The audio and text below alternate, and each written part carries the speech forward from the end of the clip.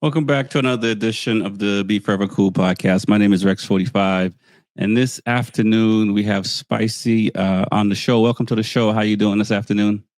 Hello, I'm doing good. Tired, but I'm here. I think that's a part of the course when you're in into motorcycles.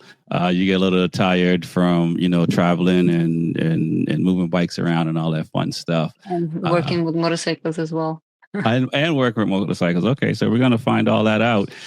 So how did you get into riding? What was your first moment? For some of the folks that have been on the show already, Uh, their parents might have gotten them into it when they were really young. Other folks, later in life, over 40 and stuff like that. So, what was it? What was it for you?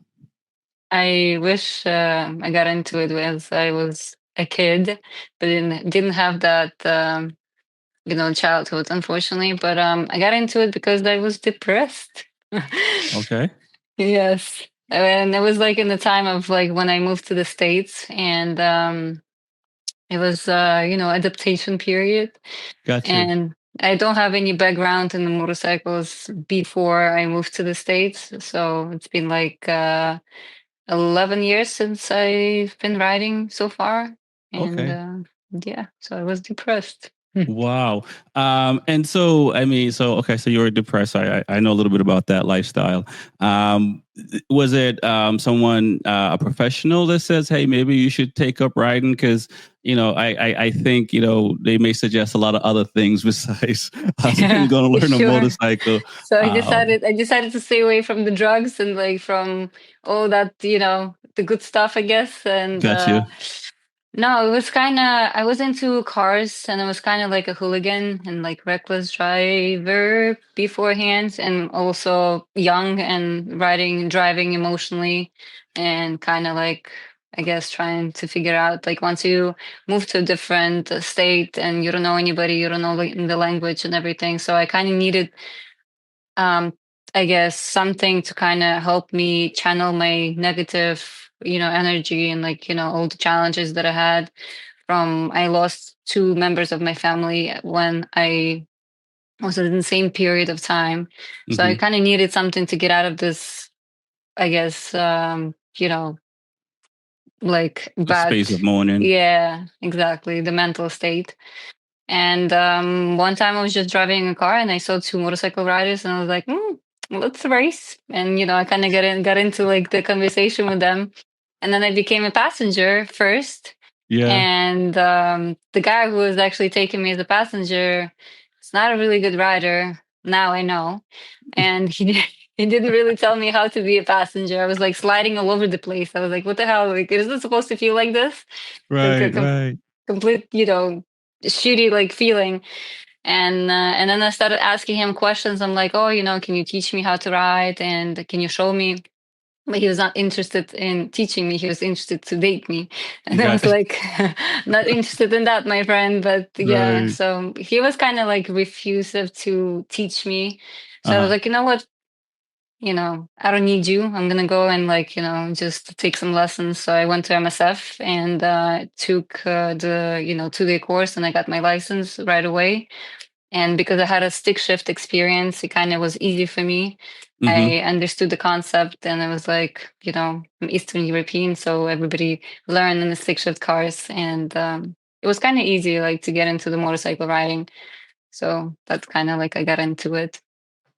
And so you got your license. I got my license a long time ago as well. My experience a little different. You Did you you? had When did you you? had you had your friends to teach you or something or family? Oh no, no, I did not. I was into BMX as a kid, and I Hmm. went to my mom, and I'm from Jamaica originally, even though it might not sound like it. I came to the U.S. as a kid, but I had asked my mom to get me a dirt bike, and she had no part of it. So I didn't learn how to ride until later. I mean, I knew how to ride bikes, and like you, I was into cars, and put engines in all type of cars and modify cars, and and done all that stuff. And then but I wanted to get into bikes. So I remember going to take my class, got my license, and bought a bike for like a month. and rode it for like a month and sold it. I had kids and so forth, so I had and I had to go back to school. So and then later in life, I finally made my decision to get back into riding and stuff like that. So I've been riding now since 2012 consistently, and so forth. So, but I had a good break, and so I got my license in 1998 to date myself a little bit. So it was a good 14 years of having a license, and then not really riding. And now I have 6 bikes in the garage. Well, actually 4 right now. So yeah, so you got your license, and then did you decide to go out and get a bike? And outside of the guy that wanted to. It was kind of like right away. So like I planned on buying a motorcycle right away. So basically, as I passed my test, same day, same night, I decided to go to the Bronx and buy. That was my first ever purchase, like like pre-owned bike. So like I found something, I don't know, Craigslist, and I didn't have like a budget, like a big budget. So I had like very like small amount of money, and that was like the only thing that I could afford. It was like a Kawasaki Ninja 250. So it was like and plus every guy that I've met is like, oh, don't buy a big bike, you don't need, like, it's my first like I guess love of the first sight was like a Yamaha R1, and people are like, no, don't buy it as a first bike, like it's gonna be a huge mistake. Gotcha. Plus I didn't have a budget, so, and I went to the Bronx, I picked it up from some kid, and I hired somebody to come with me. I've never met the person. I'm like, I have a cash in my hand. It's 12 a.m. Wow. 12 a.m. going to the Bronx. I don't know where I'm going, what I'm doing. Just went to pick up the bike, but I was super happy. It was like the happiest moment, like so far, like in that time. So. Yeah, and in hindsight, it was a good thing to get a smaller bike to start out with. Because and fortunately you had friends that were telling you that, because I see a lot of people, and I'm sure you do on social media, that tell people to go with, you can start out on a 600, or you can start out on 1,000 and stuff like that. So it's nice that you had people around you to tell you start out on a smaller bike. Because I started out on an 848 Ducati when I started back in 2012, which was I should have started out on a smaller bike. It just took me a little bit long. It's a very hypocritical, advice. Don't start with a big bike. Like I started on 800cc, by the way. No, and I'll finish in saying that now I have 2 RC390s that I'm learning how to ride on. So, I started out the wrong way because I had an accident and so forth, and I had to, and I learned, like, I changed my riding position and stuff. So I ended up just getting some smaller bikes just to learn, just to get my body position back and just carry corner speed and all that fun stuff. But I wish I would have started out on a smaller bike at first, because the amount of time it takes you to get, for me, I can't speak for anyone else. For me, it took me a lot longer to get comfortable on the bigger bikes, where if I had a 250 or a 300, I believe I would have got up to speed a lot quicker. I agree with you. I usually tell people, like, I have very stubborn students sometimes. They come, we'll get there, but they basically like, oh, I want a Panigale V2, and I'm like, okay, but like, do you know, like, I understand. I try to, like, now not to like talk down to them. I'm trying to explain to them it's going to take you longer to adapt to the bike and get better at riding, as in, as opposed to, like, if you're going to get something smaller, something that you're not going to be intimidated by, and you're just gonna, it's going to be just like more natural right away, and you could pick it up, and then you could always sell the bike and get something, once you're ready. It's not a big deal. But a lot of people are stubborn, so you can really, like, at the end of the day, they're still going to make their own decision. Right. Yeah, you just can provide the information. So you got the bike, you brought it home. Did you ride that night? Did you, like, say you got up early in the morning next day? So the person that I hired, he was also, I guess, like a part-time mechanic, like, on the side, and he's like, oh, I'm gonna bring it to my garage because you don't have a place to keep it, so I'm gonna, like, take a look at it, blah blah blah.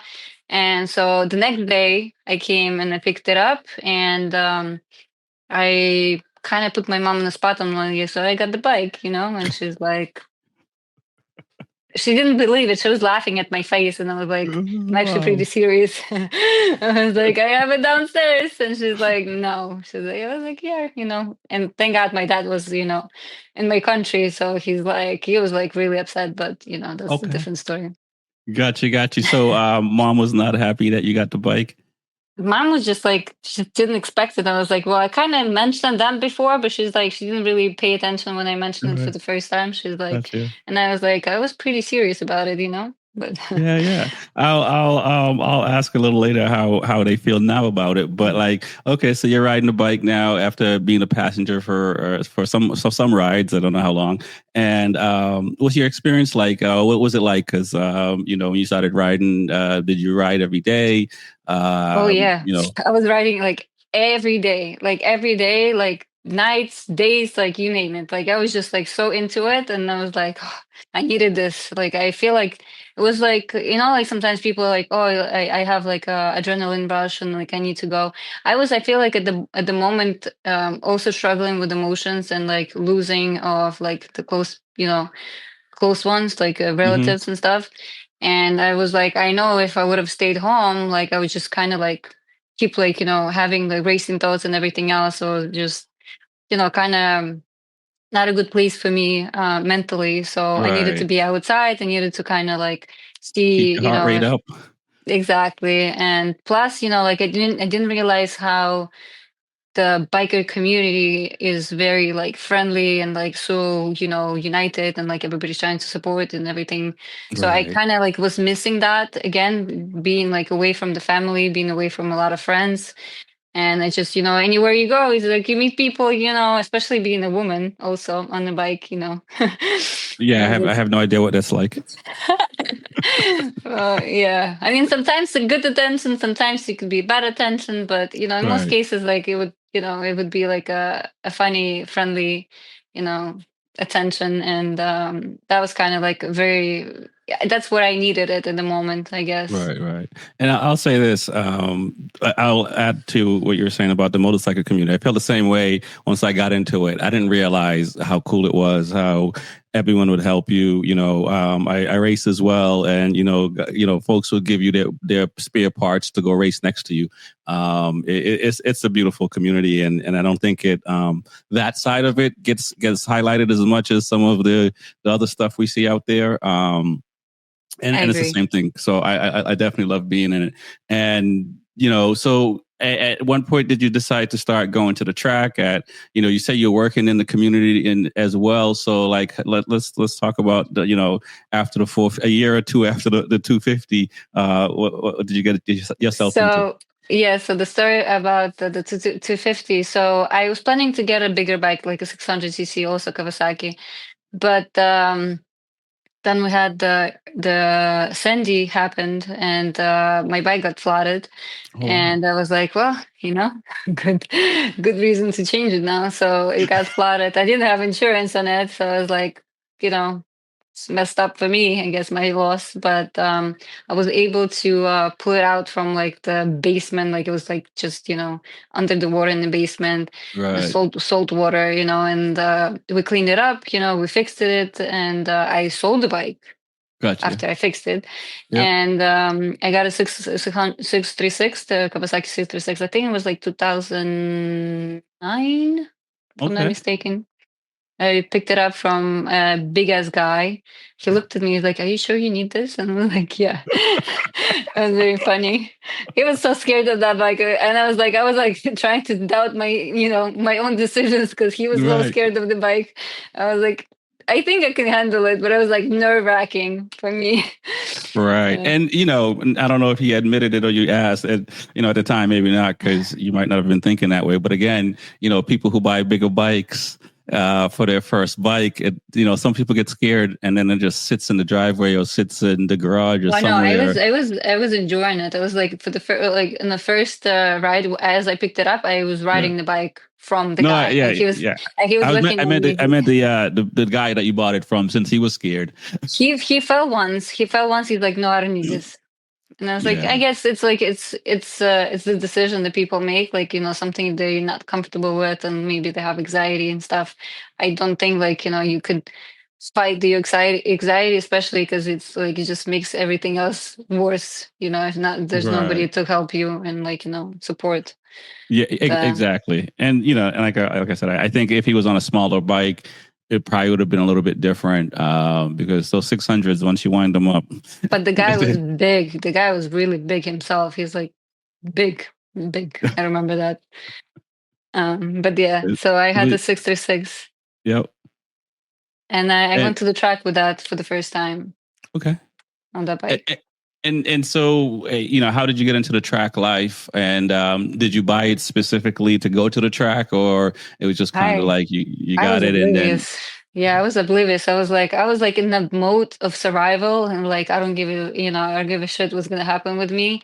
I was like mentally unstable at the time. I'm not gonna Mhm. lie. Like I was just, I don't know, maybe like all everything that I was working. I was trying to learn English. I was in college, and I was trying to survive to make a living Right. here. And on top of it, and bike helped me to commute, everywhere because I lived in Brooklyn.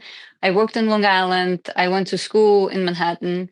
Oh So it was like wow. all over the place all the time. And it was like very convenient, being on a bike. And it was Right. like, that's the best thing happened to me. And um, the track just happened like by accident almost. Like somebody brought me to the track, like one of my friends at the time that we were riding together. They decided Hmm. to go, and they're like, just come with us.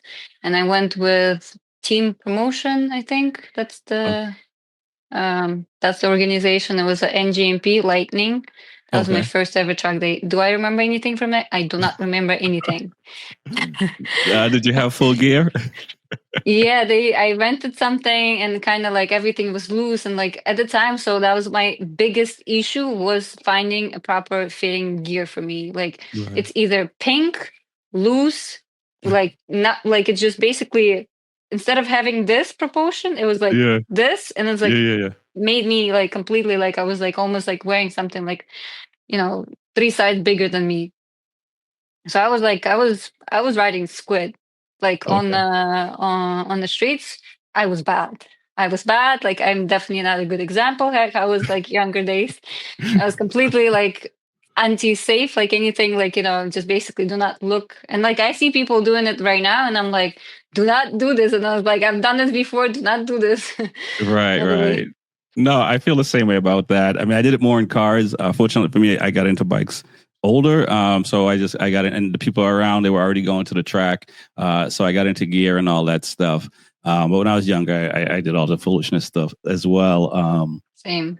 So now you got to the track, and did you continue to go to the track after that, or was it more like just you It got back on the wasn't. streets? It was inconsistent. So I went to that track, and then after that, I think maybe a year after, we went to NYC with the same group of people, I believe. And I was so cocky and oblivious, and I was like, oh my God, like I'm looking at it right now, like at myself, I was like, oh my God, I'm like, I just can't stand myself. But it was like, that's kind of how you learn your own mistakes and your Right. attitude towards it. So I didn't take it seriously. I did not respect the sport, and yeah, it was very childish. But again, it just has a lot to do with my mental state, and I feel like I was just kind of like trying to, kind of like survive, and Right. not like care Yeah. too much about the stuff that I should have cared. Plus, I didn't have like a good guidance or like the support. I feel that's also kind of related to my decision making. Yeah. Um, but NYC, like I think that was the after that, I just kept going to NYC, but it also was inconsistent. Got you. Yeah, no, it's always when you're younger, it's always you got all these things that you have to deal with, all this trauma that you have to deal with, and whether through just all different walks of life, whether through family issues or just meeting other people and stuff like that, and you always feel like you just want to kick rocks or flip something over. So the throttle is a good Yeah. alleviator for that, because you can at least lose yourself in the moment when you're on the bike. And I find on a bike, no matter how my day is, I go for a ride and I automatically feel better. that kind of thing. So when did you start to take it seriously to say, because now you teach and stuff like that, and you're doing a track day, which we're going to talk a little bit about, or have been doing track days. So like, what was the catalyst for you to say, all right, I think I started taking it a little bit more serious after my falls. So, like when it hurts, you're like, okay, maybe something was wrong. It was not somebody else's fault, it was my own fault. But I think like the first fall, I'm trying to remember like the timing. I had an accident on the street on my R1. So no, that was not. Yeah, so I think it kind of happened in the same timeline. So I had the accident on the street going through, filtering through the traffic. I was exhausted. I was dehydrated, tired, and I was trying to get home as fast as I can, filtering through the traffic. And I already I was asking for the trouble. So I had my first accident. Somebody cut me off. Well, I don't know. It was kind of like very quick. So my first reaction was like, oh shit. And I grabbed the front brake with the full force of my hand. Did an undo, didn't have ABS. And I'm not like trying to say ABS would have saved me. No, nothing at that point would have saved me. But basically went up on one wheel, the bike went down and started spinning, and I started spinning with the bike. Had a slight concussion, and I lost maybe I think like I was out for like few minutes, and woke up for the first time, and then I was like, about my bike. I was all trying to, pick up my bike like right away. And then people stopped, pulled over, and I created the traffic, obviously. Yeah. And so the bike didn't even touch the car. It was in front of me, but I was trying to understand what happened, because I kind of like didn't understand like what the hell happened like in the moment. So that was kind of like a wake up call. So I was like, okay, gear all the time. And at the time, for some reason, I was wearing like the Alpine Star, like a mesh protection, kind of like like the elbow to shoulder parts in the back and exactly. stuff. Yeah, so I was wearing that thing, and plus I had like a backpack with me, and it really saved my skin. And I was like, holy shit, it does work. So that was kind of like a wake up moment. I was like, okay, you know what, maybe I should wear gear. And and from there, like somebody went to, like, eventually, because my bike was kind of totaled, I went to the track, like I think I went to the track before that. So I also had an accident at the track. Not an accident. I fell on the turn 18, the NYST, and broke one rib. Oh, wow. And yeah, so I couldn't breathe, and I was like, oh my God, like I just couldn't breathe. They took me to the hospital, and that happened, I think, right before this or something. It was the same bike. I remember, I think it was the same bike. And I started like thinking, okay, like I should probably take it a little bit more serious, and then my friends started like blaming me and blaming motorcycles, like, oh, you deserve it because you knew what you're getting into, like. Oh, wow. And I'm Okay. like, you know what? I don't need friends like this. Yeah. Thank you. No, thank you. Yeah. And I really like kind of like decided to not to see the situations as like it was not my fault. Just kind of like self assess, I guess, and looking at like, okay, like what did I do wrong that I could have prevented it. And so I started, taking it a little bit more serious. Like I used to avoid turn 18 at NYC, because like I'm like, do not pass me on the turn 18, because like, it's not my favorite, turn. But then I started working, and trying to make the turn better, and like the line and everything else. But I was oblivious. I was going to the track, didn't know that I had to learn the line. My body position was shit, because I didn't know what it's like or what it's supposed to be. And then trail breaking, like I didn't have the proper information, like just didn't have it. So now I'm trying to fix all the gaps, the missing gaps for the people that I bring to the track. So I'm like, okay, people have to know like what to do with the track ahead of time, like, what they have to focus on and like things like that. And in terms of like, learning the proper way, but not like learning by making mistakes, because you can avoid that. Right. So that's kind of like my mindset right now. So I'm like, I wish I had some guidance, somebody like to mentor me. That would have saved me. But at the same time, I'm like, I guess I needed those mistakes to happen to kind of like to have, that aha moment. Right. Yeah. And I'll say, I've had about 8 crashes myself and spent 9 Yay. days in the hospital and That's crazy. missing parts and stuff. So I think is falling can be part of it, especially if you're active in the sense of, racing or, riding on the street a little bit more aggressive. Chances are, something can happen and stuff like that. So now, did you do any additional training to start getting yourself together, or is it just mostly more track days? Or you just More track found days. more friends that know a little bit more about track riding? Yeah, so it's mostly like my I guess the people who surrounded me.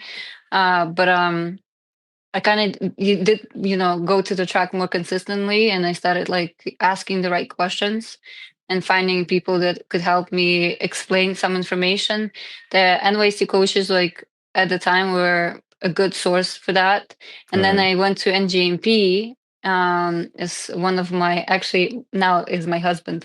He brought me to NGMP for the first time to Thunderbolt, and I Mm-hmm. didn't know that track, but I've been riding for like some time now, so I kind of had an idea what to look for. So I asked, like, I grabbed one of the coaches that was recommended to me to show me the line. I asked him to show me the line, and he's like, "What are you doing on this bike? This bike is too big for you." And I'm like, I'm not asking what bike I'm using for the track. This is the only bike I have. And he's Right. like, "Well, you need the 300cc." And I'm like, again, I'm not asking you which bike I need. I'm like, this Right. is what I Right. have. And he Right. like kept Right. going and going. He made me so upset. Like I was literally crying. Oh wow. I'm like, I ask you like to help me to show me the line. I've never been to the track before even seeing me how I ride, because I was Right. riding okay at that moment. I was not like a complete novice, and I was not like a novice. Right. So, and at that moment, I already knew how to use the body position and other things and what to look for. And without even giving me a chance, he just started like going off about like me being on the wrong bike. And I was like, okay, so it really made me upset. And then I asked now he's my husband, to show me the line. We did like few laps together. And then after that, it was good. And then that coach, after like few laps, he saw me riding. He's like, "Oh, you know how to ride." And I'm like, "Thanks." Right. Yeah. That's the one. I mean, we can't alleviate folks like that from all everywhere. But just I find it weird that people make assumptions without asking. If he was, it could have just literally just asked you how long you've been riding, and he would have had a What's better idea. experience? Yeah. Yeah, just to not tell you what kind of bike you should be riding as a newbie, and he's maybe thinking you're a newbie, and where you have Plus, I'm a experience. woman. I'm a woman, so it's Yeah. already stereotype. No, I honestly I've gotten that too. I've joined some groups and stuff and post, and I don't really tell people what I have or anything. And there were people were making assumptions on me, and it was just kind of like, it was just like, well, I've been racing since 2013, and I got a lot of other suits, I got a lot of stuff. So I think there are people that just makes they make assumptions and They just judge by the looks, or like by the they don't have information. They make their own. I don't know. I guess to make a good point, because they're really making an ass of themselves and they don't realize it. exactly. And it's not good for the community, because you don't want to engage in groups and stuff like that if people are not making you feel good, right? And when you're contributing, right? Because when you contribute to all these platforms, it actually helps out, in a positive way, I hope, and stuff like that. So I think, and I got to imagine it is harder being a woman out there at the track as well. I assume it's gotten better over the years, but I'm pretty sure there's definitely some people that still think a different way. There's more women in the sport, and it's like I think now it's a lot better than it used to be, but still you have to kind of prove yourself. Right. And I bring my girls to the track, and I'm like so proud, like I'm proud mama. And then all the guys is like online to kind of help out and coach them. It's like it's been different, to me. For me, it was a lot different, but like for them, I'm just enjoying like entertainment. Well, I will say this. Luis Ortega from Dainese said the one thing that women get wrong is when they start listening to guys for advice. so, so just be careful of who you get the advice from, which guy. Exactly. Make sure they teach at a school or you know what I mean, or something, because you just I never know, agree. and there's a lot of bad information out there. So okay, so now you're riding, you're going to the track. You're getting better and stuff like that, and now have decided to be part of the industry, and you're teaching people how to ride, and you're doing track days and stuff like that. And as you mentioned, you work in the field as well. So let's catch people up on that. And how did you started working in the field, and how did all that come through? So yeah, so I was finance major, so I got my bachelor's in finance at Baruch, and I graduated. I decided to do like the corporate, world, and I was miserable. I hated it, like every second of it. Like it was toxic. Like the atmosphere was like bad, and I was like, no, I was miserable, stressed out, miserable. It's like it's not worth the money that you make. And and I was like always crying to my friend. I'm like, I just want to open my motorcycle school, like I just want to help people. I really wanted to help people to feeling I guess the gap. Like let's say MSF was a good school. It's still a good, good school for people to learn. Mm-hmm. But I wanted to kind of like be better and focus on individual training, like one on one only. So focusing on the individual challenges that every single person, it's very different. So every person is different. So Right. I just wanted to kind of help, kind of fulfill that and support, like one on one only training. And so I was kind of like, I guess, whining to my friend all the time. He's like, "What did you do to even try to start it?" And I kept going like that for like, I don't know, maybe a year. And I'm like, I'm really like not even looking, like doing not no research, or just, looked at the MSF. I was trying to maybe become an MSF instructor. Mm-hmm. I was considering to do that. But then I was like, I don't know, I was not really taking it seriously to become an instructor with them. Mm-hmm. And at the time, some sort of event happened in my life where I lost my job, I lost a relationship, I lost a roof under my head, and it just Wow. happened all at the same time. And I was like, okay, well, now I have nothing to lose, nothing to whine about. Like I was devastated. And my friend was like, okay, now you have no reasons and no excuses now to start anything. Right. And then I decided to before I started the school, I decided to go do what I wanted to do, learn how to do the tricks on the bike, like Okay. wheelies and stuff. So I went to Ukraine.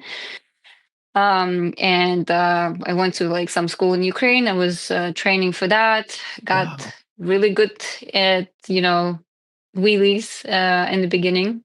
Uh-huh. And then I went to shit when I crashed because I got cocky again, It Yeah. just Yeah. takes like a one fall to kind of, it was really dangerous because I was falling, I was falling left and right because you kind of like learn how to fall first. Right. And Right. I was lucky for like a good amount of times. I was really lucky, even though I was getting injured, but it was like whole my body was bruised, like Right. it was Right. really, it was really fun.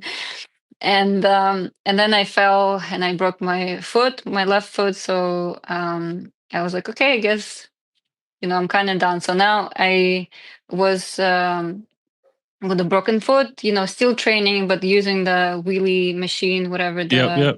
the Yeah. trainer, with the cast on, and it was still fun, a lot of anxieties and stuff. So now I had to go back to the States and do the surgery on my left Okay. foot. So in that process, my husband, now who's my husband, Alex, just basically recovered from his injury on the same foot, on the left foot, also from motorcycles.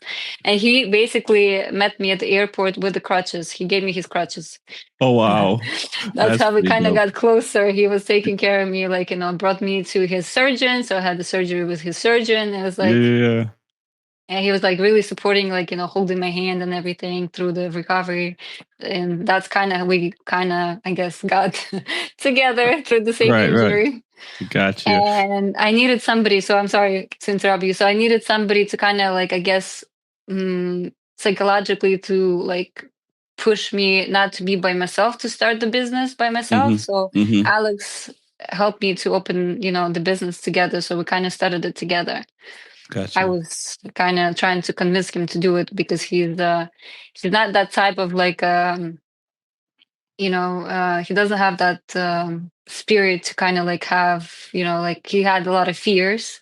I Hmm. was like, like the worst thing that can happen is like, we're just gonna try and we're just not gonna, go well. That's it. That's it. But yeah. That's usually happen. Yeah, no, it takes a little while to get to a place where you just take a leap of faith, and because you talk about anxiety, there's a lot of that, and I've talked myself out of a lot of things, and so it took me a while to get up to kind of take a leap of faith and stuff like that. So I get that's what that's like. So let me ask, like, you were in the Ukraine riding and training. What is it like? What is the motorcycle community like there? And did you, outside of wheeling and stuff like that, did you learn other things? No, honestly, I was just focusing on that, like strictly on that. I paid the guy to just train with me like every day. I was training every day with him, Wow. and it was very. I also, I guess, picked up a lot of like things from him, how he trained and how he looked at it and why he did it. And I was like, wow, like I could see like, um, it's like it's just a completely different, like it's not what I expected because he was like a good instructor.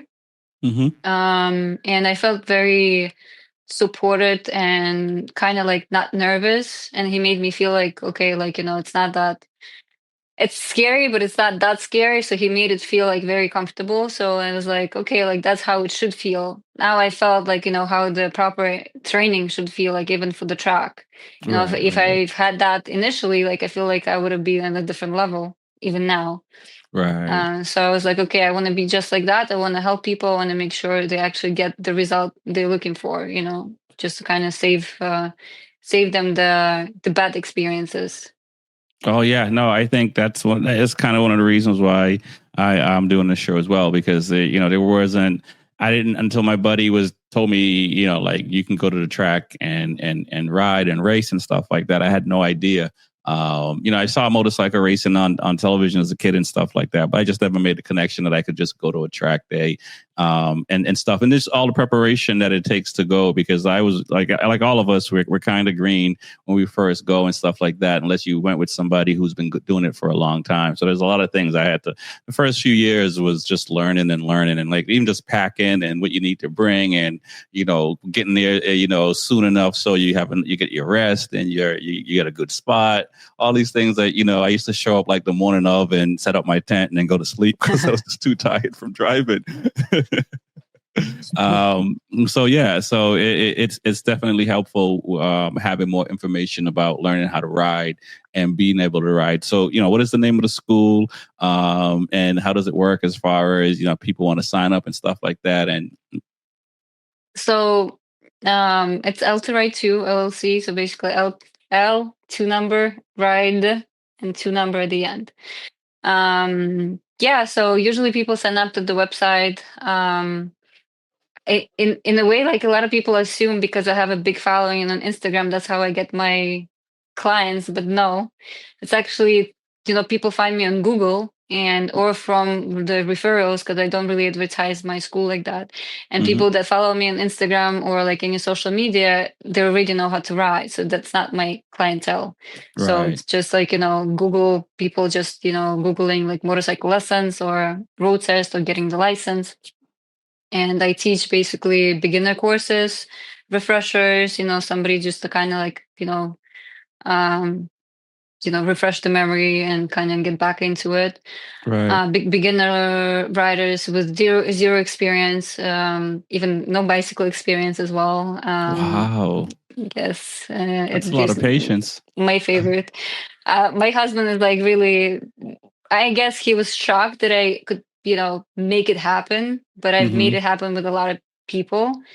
And it's scary to look at maybe, but I basically sit in the back with them and I try to control their body Hmm. physically and like trying to like relax them because they over controlling and because they don't Right, know right. how the Yeah. balance feels like. And it takes like, a few lessons, but they get it, they get it done and people got the licenses and everything and super happy. Wow. So So that's if they don't know how to ride, you will teach them how to ride on a motorcycle versus like giving them a bicycle and say learn how to ride a bicycle first and then get on a. yeah. Yeah, okay. Okay. I mean, it's Wow. kind of like you could be cheating a little bit with the motorcycle because you could help if you're not overdoing it, if you're not overcompensating with the gas, but you could help yourself a little bit with the gas to Right. kind of Right. control that, balance if you know how to Yep. use it. Yep. That's the thing. A lot of people are overcompensating with the gas. Yep. But Nice. And then you're also doing a track day, which I've signed up for, so I'll be there on the 28th. yes, I'm so Um, excited. so yeah, so like you're doing track days as well. So let's talk about that a little bit, and um, how do you We- see things going? Oh, in the future. I honestly, I don't like. I didn't plan to do the track days. I actually wanted to do it like way before, not before, but maybe like few years back. But the person, when I asked them like, oh, if like I see other people organizing the track days, and I was not take like the person who I was asking, like the owner of the track, did not take me seriously. Mm-hmm. And I'm like, I actually want to do it not for myself, but for other people. And I like to host events, and like I'm very picky about things that I want to see at the events and how to organize it in that aspect. So I was kind of denied for the first time, and then for I guess I decided to try again as the Mm-hmm. same person, and they're like, okay, sure, like you could try it. So I tried it, and I think it was a success because from the people feedback, people were very happy. We didn't have any injuries or like falls at all at the track that day. And the big aspect of the track day for me to have a good team of coaches, of course, Mm-hmm. great support, especially for new riders. And I brought a lot of like rookies and novices. And we had a really good time, good atmosphere. Everybody's super friendly, super helpful, towards like other riders as well. Mm-hmm. you know TJ, great food, because food for me is a big deal. I can't eat any fast food while I'm riding, like it's just not gonna Right. happen. Yeah. No, I hear you So there. I was like, I need some healthy food choices. So that was kind of like, but that was my first track day at NYST, and my second one was also at NYST. Also, like we had a great time, and now I decided to go different level. And JP, I was like, I don't know what I'm signing up for in terms of like, I know it's like a big jump and very expensive, and I was very stressed and still are, Gotcha. but it's definitely like a challenge for me, and I like challenges, and I like to challenge myself, and like in whatever, like the experience I'm gonna get, it's still gonna be a learning experience. And it just I just hope that people gonna enjoy it. That's what I care. Okay. Well, I'm looking forward to it. I I hope like you that enjoy track a it. lot. Yeah, I should because I like that track a lot. And I did a California Superbike class there a few years back, and that was like the last time I was at the track. So I'm looking forward to. Hopefully, I won't have no anxiety, but I'm looking forward to going back to see how I do at the track. So and I've raced there with CCS and Azure and stuff like that. So. So why you Um, have anxiety? Like you should be like Gucci. Oh no! Well, it's more just I want to be as fast as I was a year and a half ago. Well, So we it's all like, want to be fast. Yeah, everybody we'll wants see. to be fast. Yeah, exactly. So it's like we'll see. It's been a while, but it took me a while to figure that track out. And after taking the class, just the carousel section always jacked me up. But now I feel pretty good about it. But we'll see. I'll be there. I'll be there in a couple of weeks. So I'll see. I'm gonna be watching you. there you go. No Yeah, pressure. No pressure. no pressure. I have a couple of bikes because I have a Panigale V4 the 2025 model, and I've been getting a lot of flack for my Mm. photos because the chicken strips. So I got to take it on the track. So and I don't mess around on the streets. I ride like an old man on the street. So I don't like it's. And I live in Florida, so there's no corners where I live. So there's a couple of Yeah, pretty rotaries, flat. and that's it. So. But I'm looking forward to that, and hopefully I'll bring my KTM as well. So You said you live in in Sarasota County, Florida. how are you getting to the track then? Oh, I'm driving next Tuesday. I'm leaving. So next Tuesday, I'm leaving Sarasota. I'll Wow. get to Boston the following day. I'll work, and then I'll go to Loudon on Friday to do some testing. And then Saturday, I'm probably going to race at Loudon. We'll see. Oh, And then Sunday, I'm driving to Jersey, and then I'll be at Jersey. Yeah, I have an 18 by 8.5 trailer that I converted into a toy hauler. So I can tow full nice. bikes, shower, heat and AC, refrigerator, everything. So I can just sleep right Nice. in the thing. So That's awesome. I yeah, only so have I only have a camper van, so I'm not that fancy. a camper van is nice. Not as nice as yours, like taking like I had like a boiler and like the water tank, but taking the shower is basically like you hang it on the side and just like, uh, take it right in front of everybody. And it's like I'm not that adventurous. Gotcha. Yeah, I have an outdoor shower, but I have an indoor one too. so, so yeah. So, but that's like later. I mean, I've started out with an Audi wagon with a small 5x8 trailer, and then a 7x12, and then I finally got a 8.5 by 18. So it took a little while, but it does definitely help, and then I can just kind of work and do everything I need to do from it. So yeah, so I'm driving Yeah. up, and then I'll drive back after the track day, and come back this way. I might stop off in Atlanta for Motor America, but we'll see. Awesome. That's a good planned trip. Yeah, it's almost 2 weeks, but it should be fun, and I enjoy what I'm doing, and I wanted to come out to your thing and show some love and just kind of be part No of the. judgment, no judgment. Don't put any pressure on me. I have enough pressure. Oh, no pressure from me. No pressure from me at all. Because it should be a good time. And Track Stars, who's one of your coaches and comes on the show, and he's the one that told me about it. So I checked it out, and it Awesome. was just and it was just like, oh yeah, definitely. Yeah, and I'm going to be Yeah. up that way anyway. So yeah, so April 28th, anyone, if you're in Jersey, learn to ride. Yes, Um, that's right I too. I want to thank you for coming. Oh, let's talk about your social media, because as you say, your social media is different for folks who may not know who you are. Let's talk about your social media side and how you got into that, and that's flourishing from what I can tell. Yeah, thank you. Trying to, but sometimes you don't have enough time to do everything. Because I work like every day. I have like basically I work like 6 days a week. Used to work 7 days a week. But now I'm trying to like force myself to have like days off. I'm gonna go completely nuts.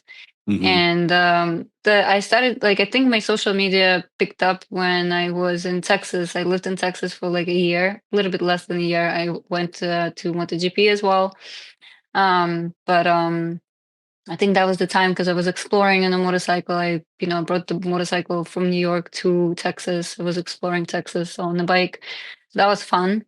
And I guess that was kind of like showing people the places that I went. It just kind of like started picking up from there. And then I came back to New York and just continued doing the same thing. And then I made the Instagram page for L2I2, the business page. And so yeah, so that's kind of like try to interact with, trying to like show that motorcycles are not as scary as people think. The Right. stereotype is not as, it's not true. It doesn't have to be scary if you have a good approach or like somebody to help you. And I have a lot of women that come to me because they see that I can handle it, so they definitely can handle it. And so I also have like this, a lot of guys as well. And sometimes I have to prove myself, Mm-hmm. but which is fun. But as long as they listen, I don't care. Like I could be like I could show them my Russian side if they really want to. but but yeah, it's been fun. Like I love social media. Sometimes it gets exhausting with like sometimes it could be unpleasant Mm-hmm. experiences also with people as you get a lot of haters or people just need some attention seekers. I try to like help the motorcycle community, help the people in the motorcycle community as much because I also got a lot of support from you know um, the community as well. And I love my community, and it gave me a purpose, to have the business that I have. So Nice. that's kind of, I'm trying to kind of give it, back as well. So that's kind of where I am. Nice. Well, I want to thank you for coming on and finding some time to come on. Oh, I do have one other question before I let you go. I assume you follow MotoGP, and who's going to win the title this year? Um, I don't know. Like, I don't want to be that person. Like, because people have their own, yeah, I guess, opinions. I think Mark Marquez, probably. Okay. He's been a pretty aggressive rider through all the injuries and everything. I didn't used to like him as much as his kind of cocky attitude Mm-hmm. type of thing. I did like other riders more, and now Acosta as well is like, I think has kind of proven to have like a good potential as a younger rider as well. But I feel like Mark Marquez is like really killing it. Yeah, well, he's definitely killing it, and we'll see. I'm hoping for someone else, but I'm sure Marquez is hoping that he wins it. But it's going to be a long season. But I just wanted to get your take. Who you think is gonna win? Um, I'm hoping it's Pecco. I'm hoping it's Pecco. I think he has a shot to beat Marquez. And he's already did that in Coda. You got to finish. So I know some people would say Marquez crashed out, but Pecco crashed out a lot last year. So that same, theory would apply to him winning the championship last year if he didn't crash out as much. And this year, he's already riding better than he did last year. So he's having Pecco is having one of the best seasons right now. So it's a long season. And I think if he, whoever makes the fewest mistake is going to win. But I think Morbidelli has a shot as well. He's coming into his own on the Ducati. I think I'd probably say those guys. I'll throw Alex Marquez in there just to, but I kind of like, I would want Alex to kind of come out of the shadow of his brother, because I feel like he deserves it, like not to be in the shadow. Yep. So I would be very happy for him if he could actually prove, and beat his brother. Right. It's a weird thing because in the sense that I'm the youngest, so I guess I say it's a weird thing because usually younger brothers, a kid is always better than the older siblings in a sport or something, right? Because they're the youngest and they get to sit around and watch while the older siblings play. So the learning curve is a lot quicker because you see it all. So it's rare that the older brother is dominating in a sport and the younger brother isn't. Yeah, I agree with you. Well, Spicy, I want to thank you for coming on the show, and I'll see you in a couple of weeks. Thank you very much. Thank you. Appreciate it.